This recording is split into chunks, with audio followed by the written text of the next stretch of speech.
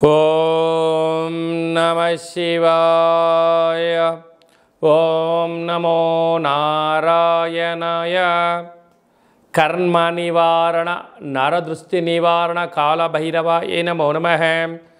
ఓం ఆంజనేయాయ విద్మహే వాయుపుత్రాయ ధీమహి తన్నో హనుమత్ ప్రచోదయాతు.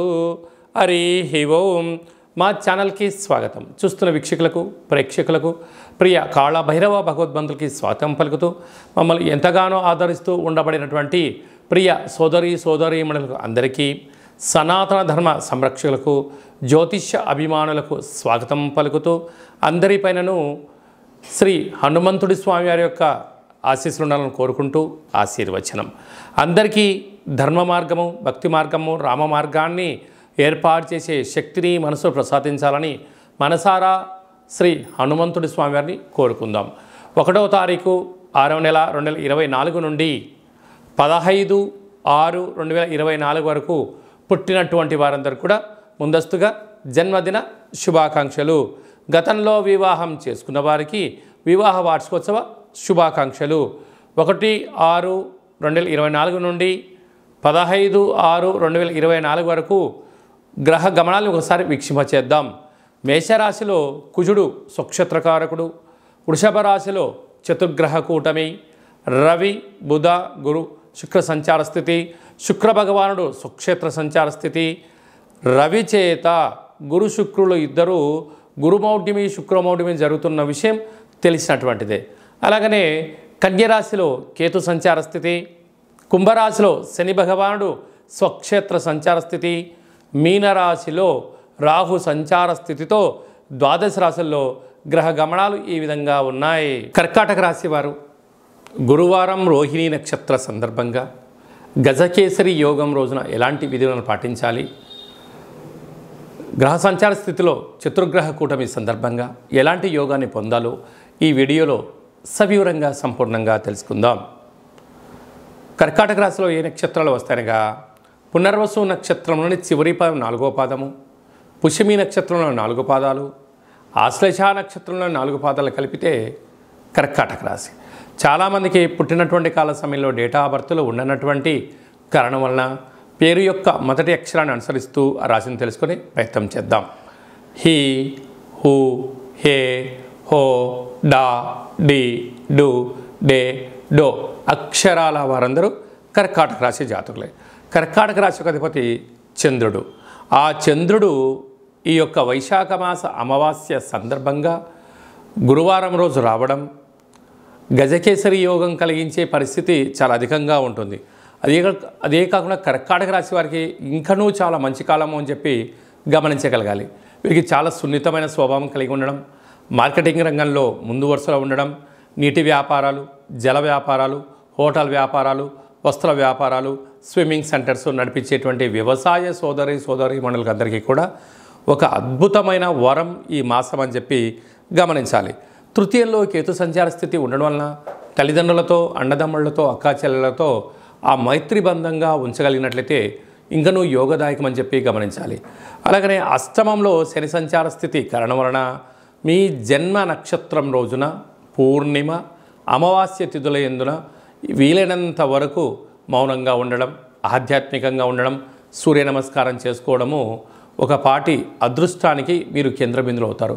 ఇంకనూ విజయం సాధించగలగాలి అన్నట్లయితే మీరు ఎంత బరువు అయితే ఉంటారో అంత బరువు కలిగినటువంటి ఉప్పును తులాభారంగా చేసుకొని ఆ నీటిని ఈ ఉప్పును నీటితో కలిపి సంపూర్ణంగా కరిగించి ఆ నీటితో మహాదేవుడికి రుద్రాభిషేకం చేసుకోవడం వలన మృత్యు, అపమృత్యు దోషాలు అదియే కాకుండా కారాగార ప్రాప్తి, కోర్టు సమస్యలు, వాహన ప్రమాదాలు, అపమృత్యు దోషాలు తొలగిపోతాయని చెప్పి గమనించాలి.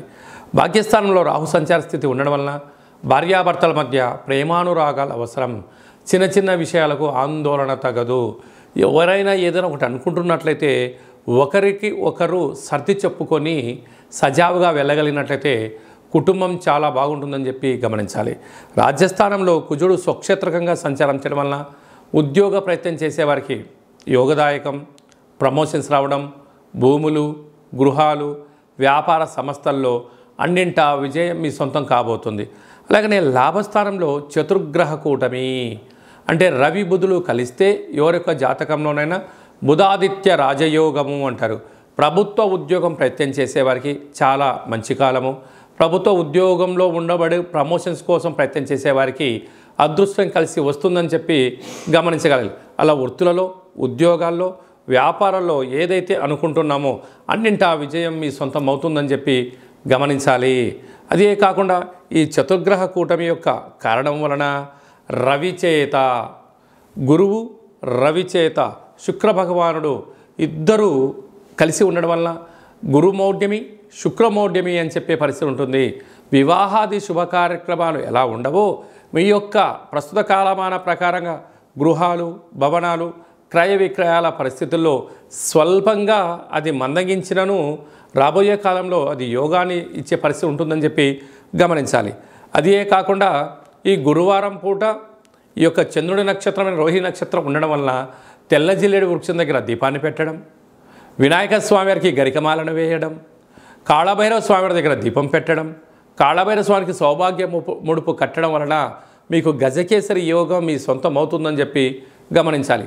అలాగనే ఏకాదశంలో చతుర్గ్రహ కూటమి సంచారము చేయడం వలన వృత్తులలో, ఉద్యోగాల్లో, వ్యాపారాల్లో అన్నింటా విజయం సాధించగలగాలి అన్నట్లయితే వీలైనంత వరకు కాళభైరవ స్వామి స్మరణ, 27 రకాల వస్తువులతో దిష్టి తీయించుకోవడం వలన మీకు రుణ సమస్యలు, రోగ సమస్యలు, శత్రు సమస్యలు తొలగిపోతాయని చెప్పి గమనించాలి.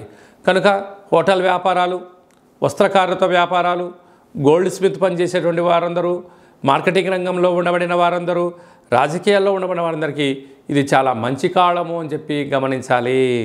అలాగనే మనకు చాలామందికి కాళభైరవ స్వామి యొక్క పూజ ఎలా చేసుకోవాలి, కాళభైరవ స్వామి యొక్క మంత్ర సాధన ఎలా చేయాలి, కాళభైరవ స్వామి యొక్క మంత్ర ఉపదేశం ఎలా తీసుకోవాలి అనుకుంటున్న వారందరికీ కూడా మన యొక్క దేవాలయంలో వారి యొక్క జాతకరీత్యా కాళభైరవ మంత్ర ఉపదేశాన్ని చేయడం కూడా జరుగుతుంది.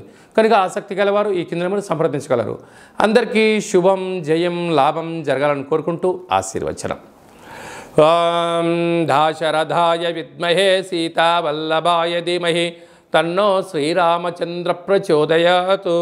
హరి ఓం. ఈ వీడియో మీకు నచ్చినట్టయితే లైక్ చేయండి, షేర్ చేయండి, మా ఛానల్ని సబ్స్క్రైబ్ చేసుకోండి. మేము చేస్తున్న వీడియోలు ఆధ్యాత్మికమైనటువంటి ధర్మ సందేహాలను అందరికన్నా ముందుగా మీరు చూడాలి అన్నట్టయితే గంట సింబల్ని ప్రెస్ చేయండి, పైన ఆలని పెట్టుకొని తెలియచేయండి. మీరు ఎవరి క్షేమాన్ని అయితే కోరుకుంటున్నారో, అంటే మీ క్షేమాన్ని ఎవరైతే కోరుకుంటున్నారో వారికి కూడా ఈ యొక్క భక్తి సమాచారాన్ని చేరవేసి భగవంతుడి యొక్క ఆశీస్సులు పొందగలరు.